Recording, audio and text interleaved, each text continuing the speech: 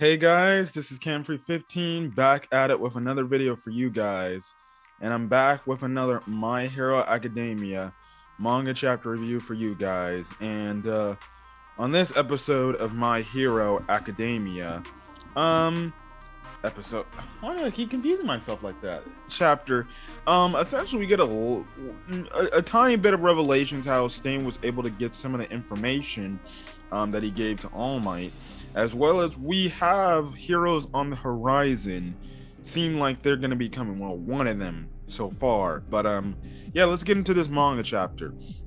So this is My Hero Academia manga chapter 328, titled "No Man is an Island." So we cut back in a flashback to the point in the story when All for One and Shigiraki, or really Shigiraki broke All for One out of Tartarus and everything. And essentially, you have craziness and hecticness going on. You have this one inmate who's like, oh, I can't wait to see all these women and, and stuff like that. So apparently he's a serial killer that goes after women and stuff like that. But, yeah, but then all of a sudden, this is when we see Stain come into the picture, literally slits his throat and kills him.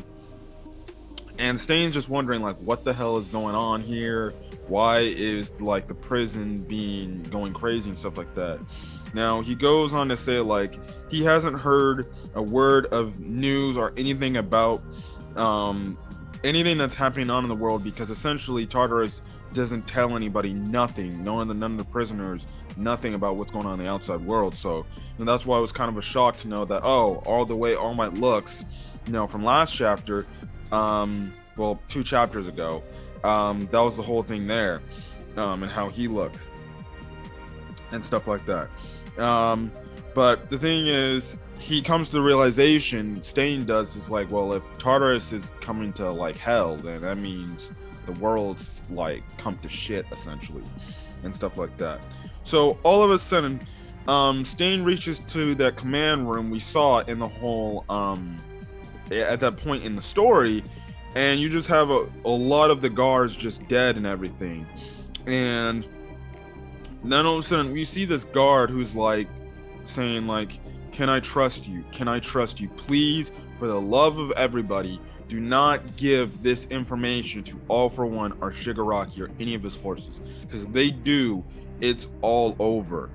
You have to take this, give this to a just person, and make sure it gets in the hands of the good people, because if this information gets to Shigiraki or any of the paranormal liberation army people, we're done. It's over. It's it. And essentially, the thing is, Stain is like, okay, fine, I'll do your request. I'll freaking take this to somebody who I know that is of a just person, a person who's good and stuff like that. So yeah, and essentially even this guy says, like, this era has gone awry. And again, Stain says, don't worry, I will make your conviction noted, and stuff like that. And this is all as like the freaking ceiling is caving in on itself and everything, and stuff like that. And as Stain's leaving, he goes on to say, I'm merely an ally to the world as it should be.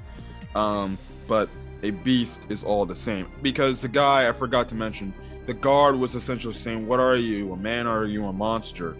And stuff like that.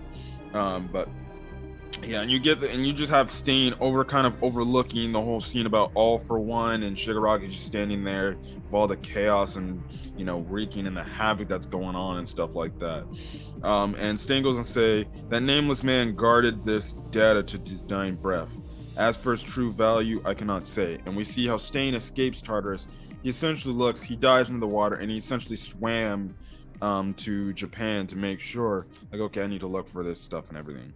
And that's when Stain's like, okay, I'm gonna have to deliver this to the only person I can trust, which we all know is All Might, and stuff like that. He goes on to say, to his final moments, that guard held a dying ember of resolve to act for society's sake. You must pick off where he left off. So we cut back to the present where All Might gave the intel that Stain gave him to Sukauchi, the police chief, and everything. Um, and after he did that, he went to go talk to the students to say what he had to say, and then now he's came back to talk to them. So yeah. Now obviously, he Sukauchi is glad to know that All Might has said everything he needed to say and fixed the peace between him and Midoriya and stuff like that. And he's also shocked the fact that Stain would be helping them in this whole thing. Now this whole statement goes on to say that Tartarus system is a standalone one that built in a way in order to prevent interference from external forces. So normally nobody else would have access to this type of data. So essentially they were lucky.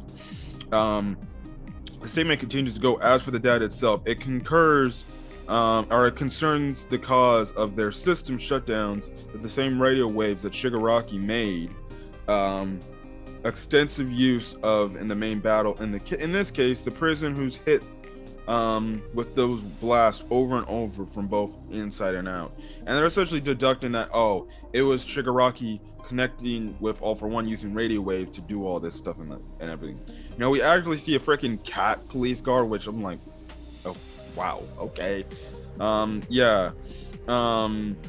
stuff like that. So the cat police guard says because All For One himself must have synchronized with his vestige residing within Tomura Shigiraki, right? And obviously All Might's like, yeah, that's essentially the gist of it.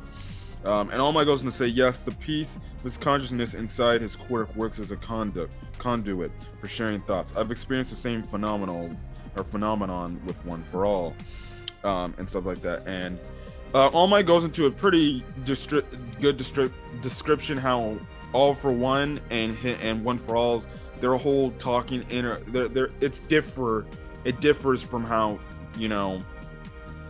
One For All and All For One do it and how it's used in terms of talking within the quirk. And this is, remember, All Might's a past user, so he really has no ties and he can't do all that talking to past users. Now, if Deku were to come into this situation, Deku could be like, well, I physically can talk to the past users of One For All. When I see All Might, I just see flames, so because he's not dead. And All Might goes on to say, the vestige of me within One For All seems to have access to my thoughts, but I never experienced any sort of syncing with the vestige's thoughts. Except when I touched Midoriya's hand after the end of the war arc. When I was close enough to touch him, whatever my vestige was thinking and feeling some sort, all that stuff flowed into me, and stuff like that. All Might goes and say, even if we suppose that All For One can sink to a greater degree than One For All, do we really believe that his real body locked up 500 meters below sea level could receive such specific thoughts from the vestige in Shigiraki? And obviously the cat's like, well, stranger things can happen and stuff like that. And that's when Sukauchi brings up the fact that, they use the radio waves and stuff like that. And essentially, this is when we get in some crazy details and stuff like that. Now, Sukauchi goes on to say, we should assume that the man in possession of that same quirk could receive and interpret those waves, and the waveform data on that storage media resembles a conversation. And essentially, that conversation said, make him complete in 38 days. But then obviously the cat police guard says, but based on the research from Central Hospital, I thought we had 2 months, no? And then that's when All Might says, well, they could have just rigged the results they were bound to get to fool us and stuff like that. And essentially, All Might goes to say only he and his vestige could interpret that correspondence at that time. So if we were to assume they discussed the true schedule, then Tomura Shigiraki will be fully completed. His full 100% body will be completed in 3 days' time. And when I read this, I was like, 3 days and we're already back into action? What? I'm like, oh my goodness. If Deku, and that's the crazy thing. If Deku just had stayed, they probably would have had more time to figure all this stuff out. Maybe. But to find out that Shigaraki's body is going to be done in 3 days, completely done, it's like, well, we're screwed somehow. and this is going to be very, very bad. So I don't know what's going to happen in the next 3 days, because they're going to have to find this dude in the next 3 days. And with the fact that Midori's been looking for over half a month or something like that, they're not, it's just crazy. Anyways, that's where that scene ends. We go to, like, I guess you could say, the world headquarters of heroes and stuff like that, which is probably going to be where the movie also, I guess, in terms of the command center, where some of the My Hero Academia third movie is going to take place and stuff like that. And you just have these world leaders essentially talking about dispatching heroes to go help over in Japan and stuff like that. Now they start by saying, like, they got a direct request from All Might. But the thing is, they're saying, like, you know, even though All Might asked for this request, we can't do this in, like, just in a day. You know, he goes on to even say, like, even in the best of times, an international deployment effort takes a staggering amount of procedure and paperwork. The strength of our heroes is directly tied to the domestic power. When they go abroad, a nation is less able to deter attacks and balance the crumbles. I'm essentially saying, well, if our heroes leave to go to another country, the chances that our country can stay afloat while they're gone, it's kind of hard to do that, and stuff like that. And they even go on to mention, like, yeah, even if we were sent a deployment of a lot of them, it's like things are going to get worse for our country, so it's kind of just like a lose-lose in a way. And, you know, trouble can stir up and stuff like that. So yeah, and essentially they're going to say, according to Interpol, the man known as All For One has underworld connections to a number of countries. So we kind of find out that, well, guess what? All For One just doesn't have complete, you know, connections in Japan. He has connections to other countries in the My Hero Academia world. So I'm guessing he has countries in the US. He has connections to other villains in the United States, Australia, Egypt, because there's some of the countries. Well, technically, My Hero Academia's world based on the real world is just with heroes and stuff like that. And it's just crazy. It's like, this guy has freaking connections everywhere. And it makes sense, because for this guy to be alive this dang long, you would probably step your game up and make those connections around the entire world that probably still are still harbored to this day. Which, who knows, maybe we can have it to where All For One is working with those different types of villains from the different types of countries. That would be freaking crazy, to say the least, and everything, and put them under one banner and have like the entire, you know, world paranormal liberation army go against everybody and just try to tear down the hero society. And this next generation, along with some of the old guard, have to take down these villains from taking over the entire dang world and stuff like that. And everything. And anyways, the world leaders go on to mention, even so, we cannot disregard this earnest plea from Endeavor, Hawks, and most notably All Might. And they go on to say heroes like Egypt's Salim, and the Australian hero Big Red Dot, you know, they want to actually go to Japan and help them out. Two of those characters are actually going to be in the movie, the My Hero Academia movie. So I like the fact that they make a reference to the movie, which then again shows that, well, guess what? The movie in a way is kind of a canonical film. I've always thought all the movies are canonical. You can easily fit them in the timeline of the storyline and they all work. If we somehow get a movie during season 6, during the war, and like during the time of the war arc, I highly doubt I would believe it, unless the movie takes place in the events before the war arc ever starts, and things like that. But it's nice to see that there's other heroes around the world that are like, no, I want to go to Japan and help them out because they need help, and stuff like that. But then that's when we get an alert from the United States, I guess you can say, world leader, and say, well, yeah, your heroes may have not deployed, but actually one has, and it's mine. And he goes on to say she just couldn't wait any longer, and she just flew out, and stuff like that. So we see this new hero just standing on one of the fighting the flying jets, just standing there listening and stuff like that. And essentially, it goes on to say she goes on to say this mission's guaranteed to get the green light anyway sooner or later. Besides, this request came from All Might himself. My master's in a pickle. Why would I think twice? And this hero is the United States of America's #1 hero, Star and Stripe. And that's where the chapter ends off. And so we get the revelations of a bunch of stuff here.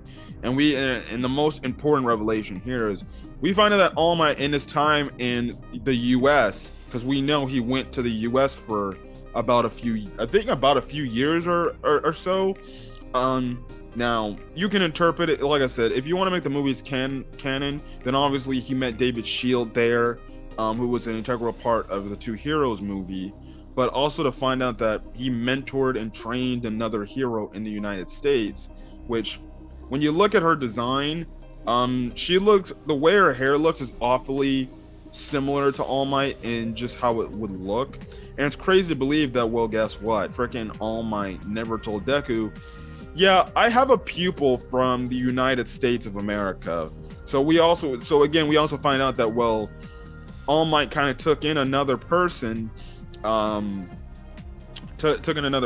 another student under him before Deku, which is going to be very crazy, because then All Might maybe can introduce Star and Stripe to Deku and be like, young Midoriya. I didn't mention this to you any earlier, but this is kind of under the rug and not a lot of people know. But this was my first pupil before you, and they can introduce, and maybe Star and Stripe can tell Deku, and they maybe work together. But obviously, Deku's going to be the main integral hero of this thing. But hey, this could be the new type of thing. Maybe Star and Stripe can be a little bit of a mentor towards Deku as well, and stuff like that. And maybe she can teach Deku like how All Might taught her. That would be a nice thing. Now, we don't know what this girl's quirk is at all. Maybe All Might was just at the time he was fairly young, so he wouldn't have not been looking for a new vestige user, but maybe he could have looked in, and I know he said he was definitely looking to using Mirio as potentially being the next user for One For All, but he could have looked into this girl too and said, you know what, maybe she could come over here and be the new user One For All. There's just things that could very much happen, but a huge revelation in terms of the newest hero. I would envision she's not going to be in the My Hero Academia World Mission movie, because they probably want to keep that literally a secret thing. Because I'm just going to say this. If Star and Stripe shows up in the movie, I'm actually going to be shocked.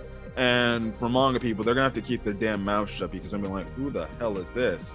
Now, if she appears in the movie, I feel like for anime only viewers, it's just going to go over their head like, oh, that's the US #1 hero, that's cool and everything and stuff like that, as long as they keep the details low that she was All Might's pupil and everything. But I don't think she's gonna be in the movie, but if she is, well, then I'll make sure to keep my mouth shut and say absolutely nothing. Even when it comes to my review, I'll make no mention that she knows All Might, stuff like that. But great chapter, definitely enjoy this chapter, getting more backstory, more elements of what's going on. And yeah, next week there will be no break, so chapter will come out next Sunday, so that's another plus. But other than that, I'm the Guyver. Hopefully you guys have a great rest of your day. So if you guys like the video, leave a like, put in the comment section your thoughts on this chapter of My Hero Academia. What are your thoughts on Star and Stripe? And what are your expectations for her? What do you think her quirk is? Don't know. It's going to be really interesting to see what her quirk is. I feel like that's the only hardest part that Horikoshi, other than really the story he has to do, is like, when you introduce these new characters, what are their quirks? It's like, I at this point, I wouldn't even know what to be like. Yeah, see, that's why I'm not an author at all. But yeah, but other than that, hit that subscribe button if you want to get more My Hero Academia content. Whether it's the anime content or the manga content, and yeah, or any other content on the channel I provide like any other anime stuff. Like, for example, currently right now, I'm actually reviewing Black Clover in the different arcs. So I'm going through each of the arcs after watching those representative arcs in the anime and actually reviewing them. But, you know, I'll put that at the end of the video in my outro. But other than that, guys, again, hope you guys have a great rest of your day or night for checking out this video. Until then, guys, be safe out there. Till then, guys, peace.